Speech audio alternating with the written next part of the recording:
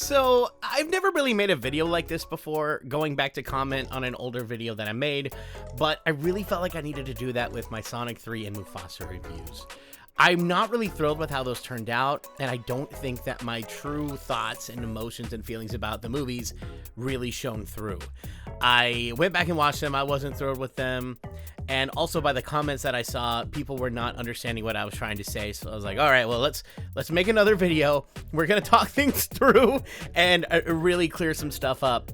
And I apologize for those videos before and the fact that they were just really rushed. Just because of how these movies came out, and I really wanted them to come out quickly after the movies came out, that I ended up doing a rush job. Like, I had to watch both movies in one evening, and then in less than 24 hours, I was leaving to go visit my family, so I had to, like, edit them both, get them shot, and up, and scheduled and everything before I left. And yeah, it really hurt the quality of those, so I apologize. But I wanted to come make a video to explain where I got wrong in those videos and to really articulate my points. And then also, I wanted to have a little talk about this whole Sonic 3 Mufasa war in the first place that I have a little bit of a beef with, but we'll get there as we get there. So first off, let me just say, broad scope, no, I did not hate Sonic. And no, I did not think Mufasa was a perfect masterpiece. I feel like that's what people walked away with me thinking about both of these, when they were absolutely not true. And this is exactly why I try to give myself a little bit of time in between seeing the movie and doing the review, so I can really get my thoughts together and present them. But as you can guess, that didn't happen. So anyways, going back to Sonic. Sonic, I did think was a really good movie. I did think that it was very good. I would easily put Sonic, well, I'd put all the Sonics really in some of the best video game movies that have ever existed. I wouldn't say they're number one. I am a Mario fanboy, so yeah, I'd put Mario above and like Detective Pikachu, but those are things that I personally just love a lot more. But I would never say that Sonic was bad. I'd easily say that they make like the top 5 for sure. And just to really solidify what I mean now that I've had some time to sit down and think through it again, I actually went through and watched both movies again. So this is coming with a fresh perspective. I've had some time, seen them twice, and yeah, I still have some story issues with Sonic 3. I don't think it's perfect, but I do think it achieves its goal very well. I think the story is pretty well put together. I've got some issues with it, but nothing serious, nothing to like really drag the movie down. And I think the thing that most people took away from that video that I didn't mean for them to was I didn't know how to put into words and how to really articulate what I was thinking in that moment. The thing is that I was trying to say was the Sonic fan base is something that I do not fully understand. Like, I've been a part of a whole lot of fan bases in my career and in my life, and I have never seen a fan base as passionate or vocal as I have the Sonic community. The only other one I've been in that's even close is Star Wars, but that's a whole nother can of worms. But the point is, when I saw my screening of Sonic, my theater erupted through like half the movie, like I mentioned, like it was a Marvel movie. And I didn't think I had that many massive Sonic fans that lived near me, so I thought, oh, is this what the general public is starting to see in this? Am I really out of it on this one? Is the general public just like adoring this? Oh, maybe I need to really say where I am with Sonic on this. But then I realized, I learned later, I think I'm probably in the majority of folks, and then it's the very vocal group of Sonic that we were hearing from. And I was trying to make it clear, I'm not in that Sonic group. I'm not a Sonic fanboy. In fact, I'm probably more I'm a casual fan, maybe even Sonic acquaintance. I haven't done that much with Sonic. So trust me, Sonic fans, number one, I hear you, and number two, I never meant to give any allusion to the fact that I thought the movie was bad, because I really didn't. I thought it was good, I thought it was well put together, I just did not articulate my thoughts well when I was under that stress and pressure, and yeah, that did not shine through. So yeah, if I had to give the movie like a letter grade, I'd probably give it like a B+, maybe an A- depending on the day. So like, yeah, I thought it was good. I will happily watch it again. In fact, I did happily watch it again And I think it might have even been a little better on round 2. So I was like, okay, cool. So yeah, I don't really have a lot else to say about Sonic 3 other than I thought it was pretty good. Okay, now to address a little bit more about Mufasa. No, I did not think that this was a total masterpiece. In fact, I have a lot of issues with this movie. I thought that not everything was like super well done, but you also have to understand from my perspective. I actually watched Cinema Therapy's review on Mufasa, and one of the guys in there, I forget which one, said something that really resonated with me, where they were asking, like, who's this movie for? And, oh, it was Alan. Alan piped up and said, you know who this movie is for? It's for the people who just love Lion King so much that all they want to do is see more, and this is certainly more of it. And that is me. I am that guy that all I want is more Lion King. I adore the world that they built. I adore the characters. I just want to be in the Pride Lands as many times as I can. I don't care if the property, I don't care if like the story is amazing. I don't care if it's as good as the original. I don't care if everyone says it's bad. I just want to be back in the Pride Lands again, just because I just adore the Pride Lands. And I know what you're thinking. Wait, the world building? It's literally just Africa. So you just really love the world building of Africa? Yes. Yes, I did. Like, I made a whole, like, 20-minute deep dive into the Lion King, in which I mentioned I took a safari to Africa because of how much I adore African wildlife and all this. So the Lion King is just really special to me in the fact that one of my biggest passions is animation. One of my other biggest passions is wildlife, specifically African wildlife. And this movie is a combination of just some of my greatest loves, and to this day has impacted me more than just about any other piece of entertainment ever. So yeah, knowing that information, of course I'm gonna love this movie. And not only that, if I make a review about it the day after I see it, or shortly after I see it, I'm gonna be glowing on cloud 9 because I got to go back and see more Lion King. So I really want to make this clear. I thought I made it clear in the video by really addressing like the fact, hey, I'm biased. I love the Lion King. If you want me to rip this thing apart, I'm not going to. But I'm going to try to be realistic. But even then, yeah, I wasn't being as realistic as I could. Especially going back to watch it now that elation of having a new story in the Lion King is kind of worn down. I'm like, okay, yes, like I already saw a bunch of like the story issues, and I saw a bunch of like the character issues and stuff before, but yeah, on the second rewatch I found a little bit more, but of course I still loved it. It's Lion King, how can I be mad at it? Yeah, like one of the things I also was trying to articulate in that video was I thought that the whole brother thing worked. It's because, yeah, they were brothers, just adopted brothers. I don't know why I didn't use the word adopted in the video. For some reason, I've been trying to explain Mufasa to so many people and trying to, like, validate the whole not true brother thing until I finally talked to my roommate today, and I was like, oh yeah, he's adopted. He was literally adopted by Scar's mother. Yes, he's an adopted brother. They are brothers, just adopted. But still... So, like, just like Thor and Loki, does that make Thor and Loki less brothers because they're, like, they grew up together? Of course, they didn't know that Loki was adopted, but still, of course, you know, Scar's father didn't want it, but it's like a Kala Kerchak thing from Tarzan. Like, Kala really wanted Tarzan, Kerchak didn't. Scar's mom really wanted Mufasa, Scar's dad didn't. So, you know, take that as you will. And also, no, I don't think this is trying to change everything about the animated film.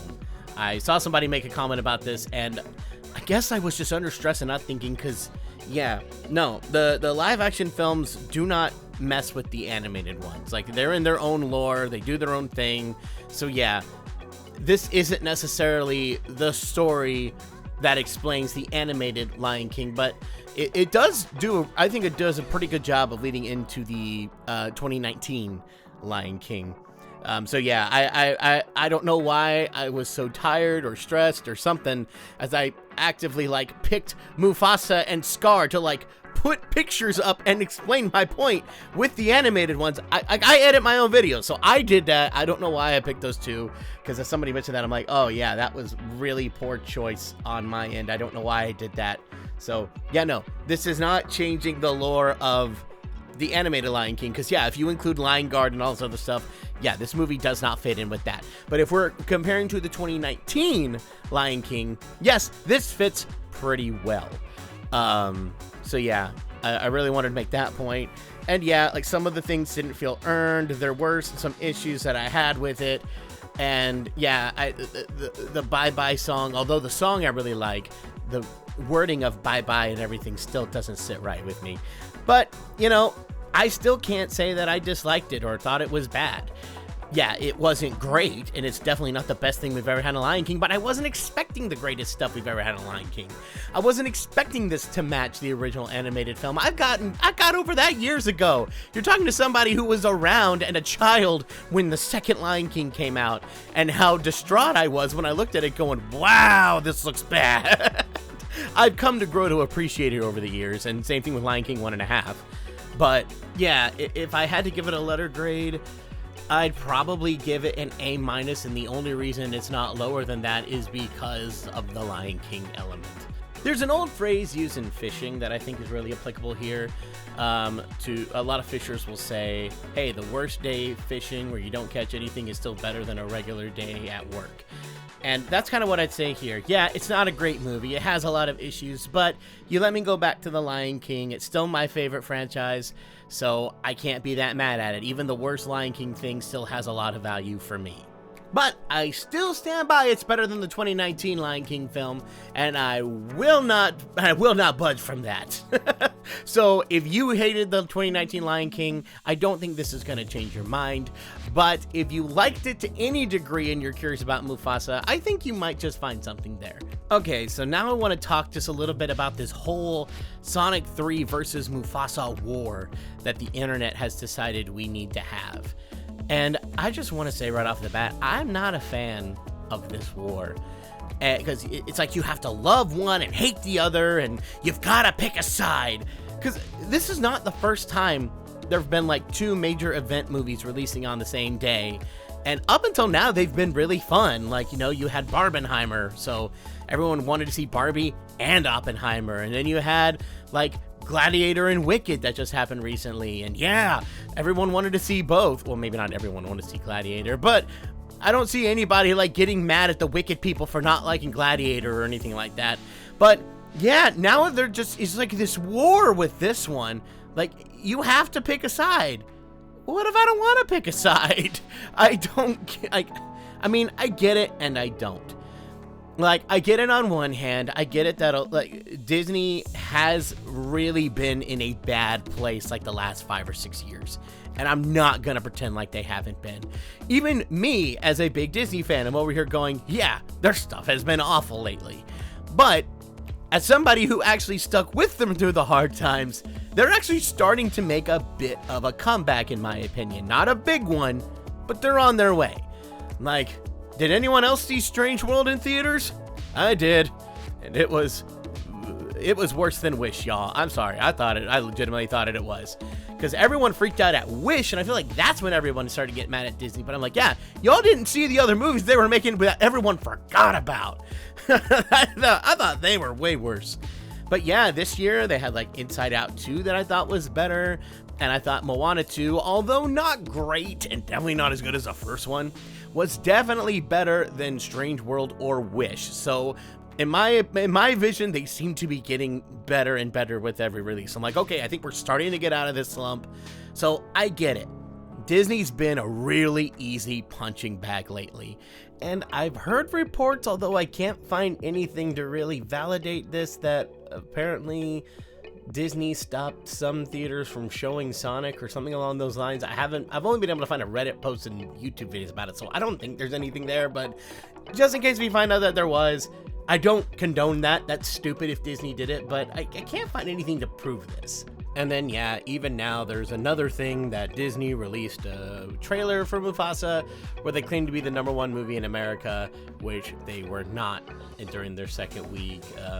I had to go through and double check it, and yeah, I can't find anything that showed that. So I don't know where that came from. It could have just been error on their end. Like, I know they make trailers like this ahead of time with these things so that they can push them out really quickly, and maybe somebody just got the wrong video out and Disney just hasn't noticed, or I don't know, maybe there was something more nefarious going on. I don't know, I don't want to assume, but I also don't want to assume the worst either. But yeah, speaking of box office, if this was such a big part of the war, then both Sonic and Mufasa won and lost. Mufasa won the worldwide market, and Sonic has won the domestic market. So, cool. Shouldn't the Mufasa people be happy that it did well? And shouldn't the Sonic people be happy that it did well? Both are not bombs. Both did well. Why are we mad? We need to take a second and step back and remember what these are. These are movies. These are pieces of entertainment. These aren't things to get mad at each other about. The thing that's really bugged me about this whole war is not the fact that some people are mad that Mufasa did well, or some people are mad that Sonic did well. It's really boiling down to the disrespect I'm seeing from people about people expressing opinions that, you know, they don't agree with. Like somebody saying, I liked Sonic, then the Mufasa people getting mad, or I liked Mufasa, and then the Sonic people getting mad at them. It's like, look, if you really are mad at the company, I get that. If you don't like what they're doing, I get that. But why are we attacking each other for having different opinions? That's the thing I really don't understand. Especially, we really have to remember this. We are a unique group of people. I include myself in this, we're the ones who will sit down and watch like hour-long YouTube videos dissecting a single movie. We're the ones who care enough about movies that we will dive into these massive chats with one another. We can easily get sucked into thinking that the way we think about movies and the way that our community thinks about movies is the way that everyone does. We are such a small number compared to the general public who watches this stuff. So can we just all agree to disagree in this regard? Can we all just agree to not attack each other for having opinions? That's where I am with this. I'm not saying you gotta love both movies. In fact, I'm not saying that at all. I'm saying like what you like, but quit getting mad at everyone else for liking what they like. I'm not arguing for toxic positivity. I'm not sitting here going, you just gotta say both films were amazing and move on. No, if you legitimately dislike one, share your opinion.